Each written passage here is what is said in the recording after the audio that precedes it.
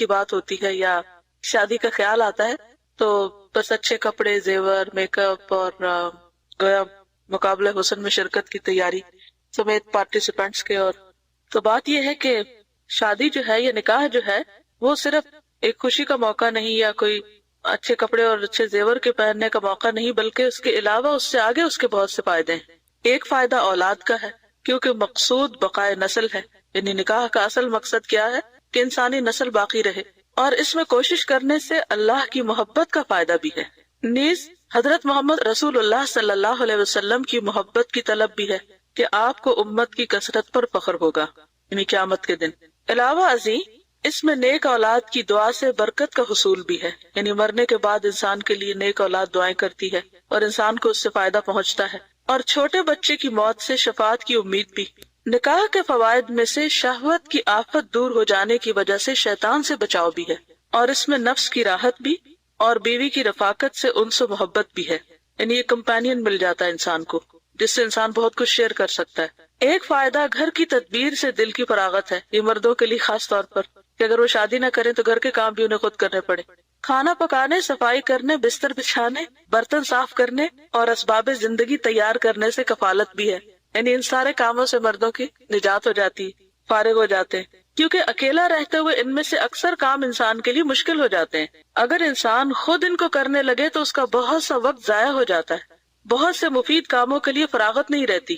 گویا نیک بیوی دین میں مددگار بھی ہے، یعنی اگر وہ گھر کے کام بھی کرتی ہے تو بھی، اور ہسبینڈ جو ہے وہ دین کی خدمت کر رہا ہے، اللہ کے راستے میں نکلتا ہے، تو وہ بیوی گھر رہ کر بھی اس کے اجر میں شریک ہوتی، اس کے پیچھے گھر کو سنبھال کر.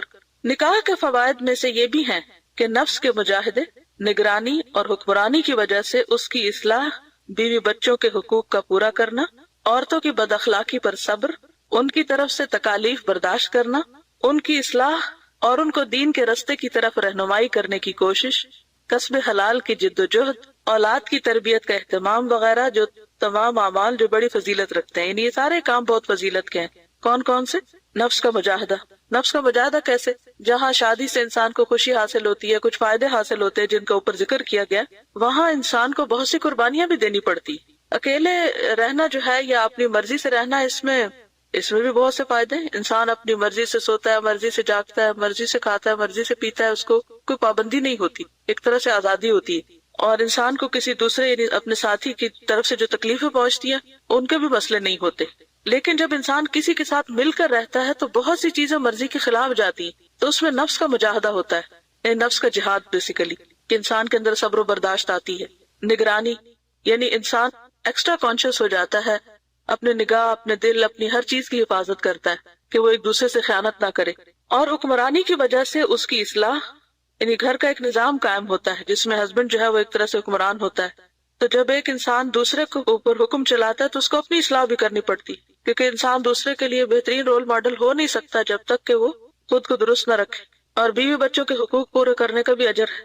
عورتوں کی بد اخلاقی پر صبر، کیونکہ عورتیں بہت ایموشنل ہوتی ہیں، ایک دن خوش ہیں، ایک دن ناراض ہیں، اور کبھی بغیر وجہ کے ہنسنے لگتی ہیں، وہ کبھی بغیر وجہ کے رونے لگتی ہیں. تو مردوں کے لیے بعض اوقات عورتوں کے اس مزاج کو سمجھنا بھی ایک مجاہدہ ہوتا ہے، اور پھر وہ وجہ نہیں بتاتی ہیں اور چاہتی ہے کہ بغیر وجہ بتائی سمجھ لیا جائے کہ وہ کیا چاہتی ہیں. تو ان سب چیزوں پر صبر جو ہے مردوں کے لیے وہ ان کے لیے باعث اجر ہے. ان کی طرف سے تکالیف برداشت کرنا، یعنی ان کے موڈز وغیرہ کی اور بعض اوقات بد زبانی کی، ان کی اصلاح اور ان کو دین کے رستے کی طرف رہنمائی کرنے کی کوشش، بیسیکلی تو مرد کی ذمہ داری ہے. اس میں بھی مرد کے لیے اجر ہے، کیونکہ قرآن پاک میں آتا ہے نا، یا ایھا الذین آمنوا قوا انفسکم واہلیکم نارا. پھر ان سارے ذمہ داریوں کے علاوہ کسب حلال کی جد و جہد، کیونکہ ایک اکیلے انسان کو اپنے اوپر جو خرچ کرنا پڑتا ہے وہ تو بہت تھوڑا ہوتا ہے، لیکن جب وہ بیوی بچوں پر خرچ کرتا ہے تو اس کو زیادہ محنت کرنی پڑتی، زیادہ کوشش کرنی پڑتی. تو پھر کیا ہے کہ جب اولاد کی تربیت وغیرہ کی جاتی ہے تو یہ سارے اعمال بہت فضیلت رکھتے ہیں، یہ جہاد ہے ایک طرح سے. اور یہ سارے کام شادی کے بعد ہی ہو سکتے ہیں، شادی کے بغیر نہیں ہو سکتے. جو شخص یہ حقوق پورا کرنے سے ڈرتا ہے وہی نکاح سے اجتناب کرتا ہے، نہیں وہ شادی نہیں کرنا چاہتا. وہ کہتا ہے کہ مجھ پہ تو بہت سی رسپانسبلٹیز آ جائیں گی، ذمہ داریاں ہوں گی، پھر میں کیا کروں گا. بیوی بچوں کے لیے مشقت برداشت کرنا دراصل جہاد فی سبیل اللہ